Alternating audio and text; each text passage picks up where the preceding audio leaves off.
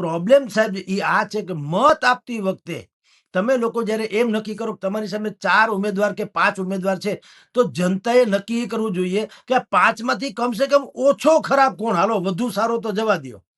પણ 5 જણા જે ઊભા છે એમાં સૌથી ઓછો ખરાબ કોણ છે એને મત આપો. પછી ભલે આયાતી હોય યા ભાયાતી હોય, ઈ છોડી દ્યો.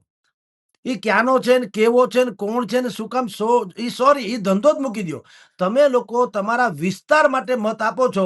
રોડ રસ્તા કોણ કરી દે, આરોગ્યની વ્યવસ્થા કોણ કરે, ગુણિયલ શિક્ષણમાં કોણ માણસ મહેનત કરી શકે એમ છે, રોજગારીની તકો ઊભી કરવામાં કોની કઈ બુદ્ધિ હાલે છે કે નહીં. ટૂંકમાં વિઝનરી વ્યક્તિ હોય, પેશન જનૂની હોય, વિઝનરી હોય, સમર્પિત હોય, ડિવોટેડ જેને કહી શકાય, કાંઈ લઈ ન લેવું હોય. અરે ભાઈ, એવા કરોડો યુવાનો છે. અને હવે તો જેન જી કે જે નવી પેઢી છે સાહેબ, એને તો આમાં બિલકુલ રસ નથી. જ્ઞાતિવાદ ને કોમવાદ ને ફલાણાવાદ ને ઢીકણાવાદ. એને તો ફાસ્ટ ફૂડ જેવું છે. તમે ઝોમેટોમાં ફોન કરો અને પૈસા માગો એટલે આપી દે, તાત્કાલિક ડિલિવરી થવી જોઈએ.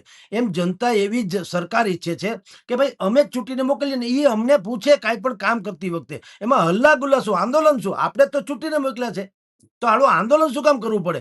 પણ કારણ કે અત્યાર સુધીની પેટર્ન એવી રહી કે આપણે કોમવાદમાં ગયા છે, કામવાદમાં નહીં. આપણે કોમના માણસ જીતાડ્યા, કામના નહીં.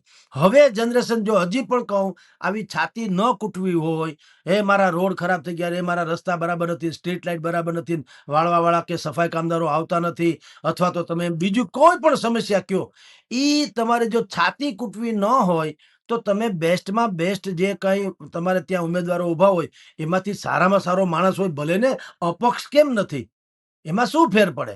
માણસ સારો હોવો જોઈએ ને. કોઈ પણ જ્ઞાતિનો હોય, વેલકમ છે. દેશનું કે પ્રદેશનું ભલું કરી શકે એવું તમારામાં લાગે કે આ 5 જણામાંથી કમસે કમ આ માણસ ઓછો ખરાબ છે, અથવા તો આ 5 જણા જે છે એ આના કરતા વધુ ખરાબ છે, તો ઓછા ખરાબ ને જ દેવાય ને મત.